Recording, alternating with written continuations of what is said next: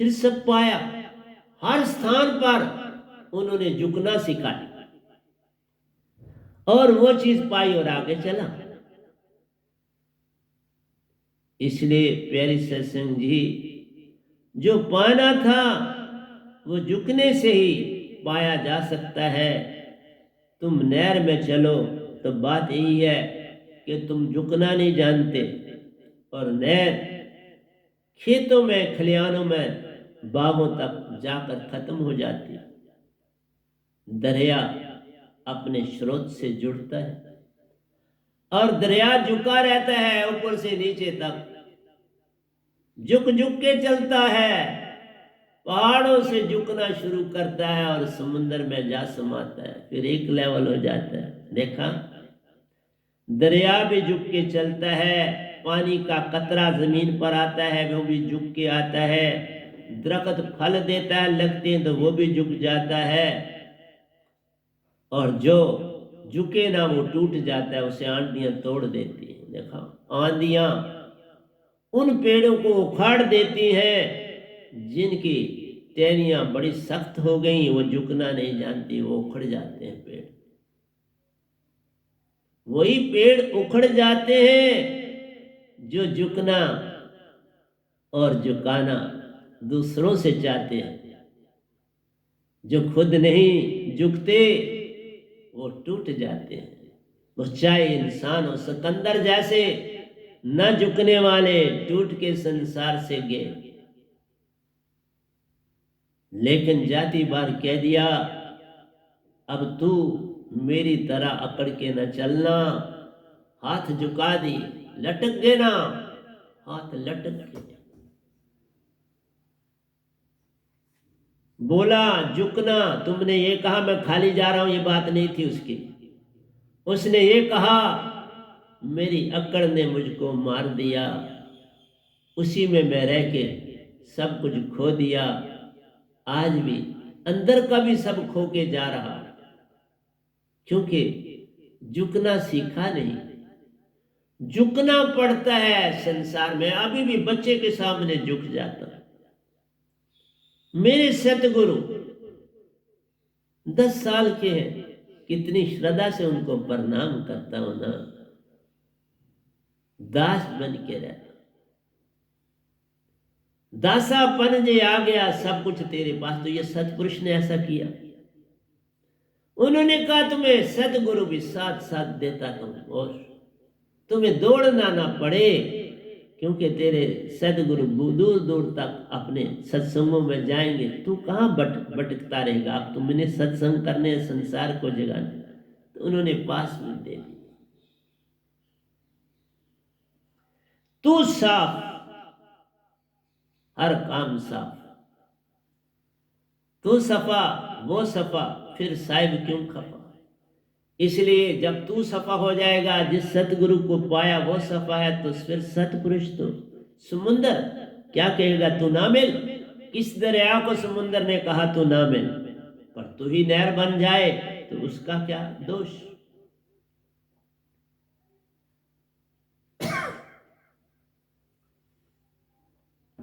नहर खलिहानों तक जाके सूख जाती है, तुम्हें मंदिर मस्जिद गुरुद्वारे सुखा देते हैं, और तुम कीड़े पतंगों में फिर चले जाते हैं। योगी भी बन जाओ अंदर, तो फिर कुछ समय के लिए स्वर्गों में चले जाओगे, शून्य में चले जाओगे शायद, फिर मृत्यु आएगी और फिर तुम इस धरती पर आओ। मेरे पास ही वो दात है इस पूरे ब्रह्मांड में, जो पूर्ण मोक्ष दे पाएगी, तुझको अपने संग निज घर को ले जाएगी। इस गधे भाई ने निज धाम के इतने सफर किए हैं जिसकी कोई सीमा नहीं। तुम्हारे अंदर प्रतिफल भाव ही भाव चल रहे। मैंने कहा ना, आम इंसान जो होता है उसके 1 सेकंड में कई विचार है। एक नहीं, 1 सेकंड में कई। और जो मेरा साधक होगा, जो शुरू में बनेगा, उसके 1 मिनट में 42 विचार। संसार के विचार क्या बताओ। छड़े है ही विचार तो वहां कुछ और है ही नहीं। तुम्हारे सपनों में विचार हैं, तुम्हारी थाली खाने की में विचार है, तुम्हारी चाय पीने में विचार है, तुम्हारी हर बात में विचार। पल पल तुम चलाते हो, बहों में बहते रहते हो, हर एक को उन्हीं बहों से नचाते हो। बस यही तुम्हारी अडंबना है, यहीं से तुम पार नहीं हो पाते।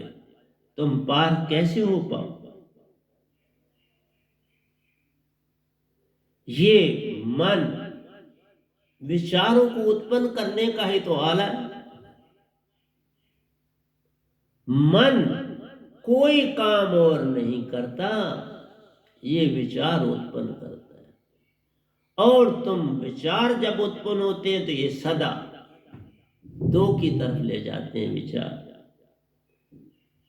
पास्ट की याद आती है, फ्यूचर में तुम चले जाते हो, और आज तक सृष्टि में किसी ने फ्यूचर देखा ही नहीं। कल किसने देखा? किसी के जीवन में कल आया हुआ मैंने नहीं देखा। कल आने से पहले आप मर जाते हो, शरीर छोड़ देते हो, कल तो आता ही नहीं। लेकिन तुम उसको देखते रहते हो। कल मैं ये करूंगा। किसी ने मुझे एक बार पूछा, किसी को पैसा उधारा देना चाहिए और लेने के लिए क्या करना चाहिए? हमने उसे एक बात कही, तुम दे सकते हो, लेकिन एक ही ध्यान रखना, लो तो हाथ में लो, दो तो हाथ में दो। किसी के सामने लिखत पढ़त के, और लो तो सामने लिखत पढ़त करके।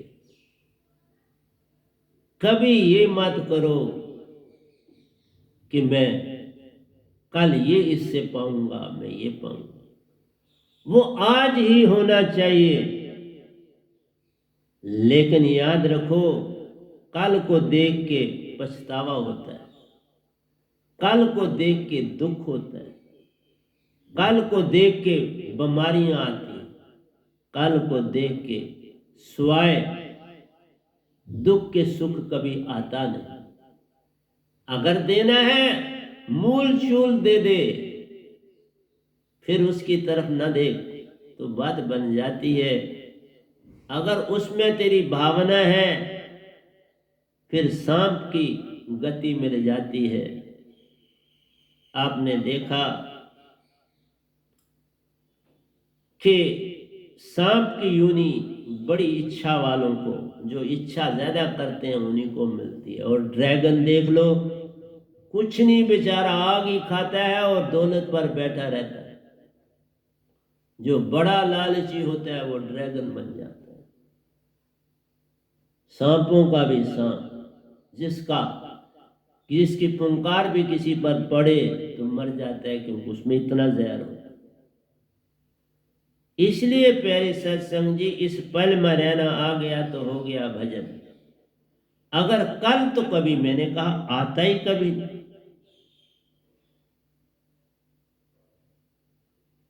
और तो तुम्हारा अपने अंदर आत्मा है, उसी के बल पर मन सारा काम करता। तुम्हें यह भी नहीं पता, तुमने कभी सोचा ही नहीं तुम कितने शक्तिशाली। एक तरफ पूरा मन खत्म खड़ा हो जाए, पूरा शून्य खड़ा हो जाए, और दूसरी तरफ तुम्हारी सुरती उससे ज्यादा शक्तिशाली। लेकिन तुम्हें अपनी ताकत का नहीं पता। जैसे एक भेड़िए के पास एक शेर का बच्चा आ गया, वो भेड़िए की तरह, भेड़ों की तरह ही रहने लगा। तुमने अपने आप को कैद में खुद डाला है। कोई नहीं आत्म बांधने वाला, आत्म निज को बांधा है। कोई इसको बांध नहीं सकता, पर तुमने बांध दिया। ये अडंबना है संसार। क्योंकि मन बिना आत्मा के एग्जिस्ट ही नहीं कर सकता। इसलिए बेचारे मन को तुम क्यों दोष देते हो बाबा? उसका तो अस्तित्व ही आत्मा के कारण है। आत्मा ना हो तो वो भाव जिसको भी देता रहे पत्थर, उसका भाव क्या करे? पानी बहता है, उसके भाव को क्या करे? अग्नि जल रही है, उसके भाव को क्या करे? वायु चल रही है, उसके भाव को क्या करे? शून्य में वो समाया है, उसके भाव को क्या करे? तुम मनुष्य उसके भाव को पकड़ रहे हो। इसीलिए तो कहा मनुष्य की योनि ही मोक्ष देती है। जिसमें ये तत्व है उससे उसको खेल खेलना है और खेल खेल के जीत के जाना है। बस इतना सा खेल। वो तो बेचारा शक्तिशाली है ही नहीं। वो तो सिर्फ तुमको तुम्हारे अंदर अकड़ पैदा कर रहा है। तुम जब उसकी ओर देखे आंखें उठाते हो तो तुम अकड़ जाते हो। गर्दन को ऊपर उठाने से कभी कोई प्यार होता है? पानी भी पीना हो तो सर झुकाना ही पड़ता है। किसी से प्रेम भी कर लो तो आंखों से नीर बहाना पड़ता है और गर्दन को झुकाना पड़ता है। न प्रेम हो सकता है ऊंची आंख से, न पानी पिया जा सकता है ऊंची आंख से, न कुछ खाया जा सकता है ऊंची आंख से। ये तो बड़ा खतरनाक तरीका है भक्ति का। मैं डिफरेंट पुस्तकें अब पढ़ रहा हूं इसलिए कि जानूं कहां तक इनकी सीमा। उम्र ख्याम को भी मैं अगर कल विचार करा तो मैं जब इंग्लिश बोलूंगा तो उसमें उनकी बात बहुत कुछ उन्होंने भी लिखा है। लेकिन बात वही है, तुम कितने जागे। बात जागने की। क्या तुमने मन को पहचाना? अगर पहचाना तो भक्ति शुरू होती है, नहीं पहचाना तो अभी भक्ति शुरू ही नहीं होती। मन की तरंग को जान ले तो हो गया भजन, आदत बुरी सुधार ले तो हो गया भजन। मन के अंदर से जो भाव उठते हैं उनको जानो और तुम उसी की ही भक्ति में लग गए। तुम तो आत्मा थे, महाचेतन, और तुमने अपना सब कुछ गवा दिया सिर्फ अपनी अकड़ के कारण। क्यों भटकता फिर रहा है तू तलाशे यार में? रास्ता शारग से है दिल भर को पाने के लिए। लोगों को पता ही नहीं शारग क्या है। एक पढ़े लिखे प्रिंसिपल थे, वो मेरे पास, उनकी बेटी एंट्रेंस कोचिंग के लिए आई थी तो वो मेरे पास आए तो मैंने उनसे इतना ही पूछा मैंने कहा शारग को जानते हो? तो वो इधर हाथ मारने लगे कि ये कुछ बोलेगा। हमने कुछ नहीं बोला, आज तक उनको नहीं बताया राज। ऐसे कैसे राज बताऊं? उनको था मैं इधर हाथ शान मारूंगा तो ये सच बता दे। मैंने कहा इनको कुछ पता नहीं तो बताऊं। और वो मुझे मेरे पास आए थे, तुम हमारे धर्म में शामिल हो जाओ। शारग का पता नहीं और मैं तुम्हारे धर्म में शामिल हो जाए। कितनी विचित्र संसार है। इनको धर्म फैलाने की पड़ी है, हर एक को जानने के लिए। धर्म जानो, ये धर्म ही तो सब झगड़ों की जड़ है रे बाबा। इसलिए मेरा नाम बेनाम है, सब नाम तज दिए। नाम ही खतरनाक चीज। तुम किसी को जानना चाहते हो नाम से, मेरा नाम ही नहीं, क्या जानोगे फिर? इसीलिए कहा बड़ी अडंबना है। मनुष्य देह में ही तुम हंसा रूप को पा सकते हो। अलग कर दो मन और माया। ये सतगुरु काम करते हैं। बड़े एग्जाम्पल आपको दिए। आपको दिया कि स्वाति बूंद का नक्षत्र क्या, कि बूंद जो है स्वाति बूंद, उस नक्षत्र का पानी सीप के मुंह में पड़ता है तो मोती बनाता है,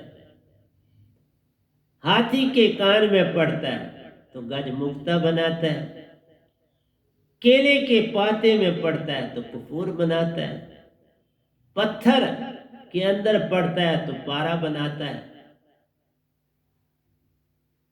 आप जरा सोचो कि स्वाति बूंद तो एक ही थी, एक ही किस्म की है, लेकिन तुम्हारे अंदर जैसा गुण है वैसी वो चीज बनती।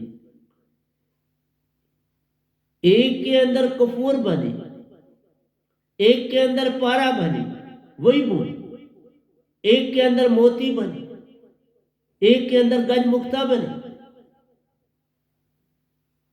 तो बूंद तो एक थी, ऐसा क्यों हुआ? ये तुम्हारे अंदर का सिस्टम, इसलिए तुम्हारे अंदर का सिस्टम सुरती है रे बाबा। जब तुम उस बूंद मेरे शब्द को पालोगे, सुरती चेतन हो जाएगी, तुम सतपुरुष के बन जाओ और निजगर अपने जाओ। ये तो अंदर के सिस्टम की बात है, इसलिए कहा मोक्ष पाना है तो मनुष्य देह पाना ही पड़े। मनुष्य देह के बिना मोक्ष नहीं मिल सकता। तू नैर न बन, रुक मत जा भक्ति में, एक पाई अब दूसरी में चला जा। मैंने बदली और यहां पहुंचाया आपके समक्ष, और कई लोग उसी जगह भटक रहे। ये तो हमारे साथ था, ये तो मंदिर में फूल भी चढ़ाता था, ये कैसे कर? बाबा चढ़ाता, वो भी समेत आगे चलता गया, पद्धति बदलता गया। 5वीं से 10वीं गया ना, 10वीं से फिर 12वीं गया, 12वीं के बाद आगे कॉलेज ज्वाइन किया, बीएससी बीएड करी, फिर एमए इन इंग्लिश करी, फिर English as a foreign language Chandigarh से करी, फिर English as a foreign language Hyderabad university से करी। बाबा आगे बढ़ो ना, तुम 5वीं क्लास में ही रहना चाहते हो, पहली क्लास में ही पढ़ना चाहते हो। मैं आगे बढ़ा तो तुम मेरी 5वीं क्लास को याद करके क्या करो? तुम इस क्लास की बात करो जहां मैं पहुंचा, तो बात बन जाएगी, इससे तुम्हें लाभ होगा। मेरी 5वीं को देख के तुम्हें कुछ नहीं मिलने वाला। सुरती कंसंट्रेशन इस सबसे बड़ी दौलत, इसको पा लिया तो हो गया बचा, ये ना पाया तो भटकते रह जाओगे। मैं आज जो 2 बोले थे वो प्रेम के थे। मैं कल प्रेम की दुनिया में दाखिल हो जाऊंगा आपके समक्ष। तो आज मैं आपसे विश्राम चाहूंगा।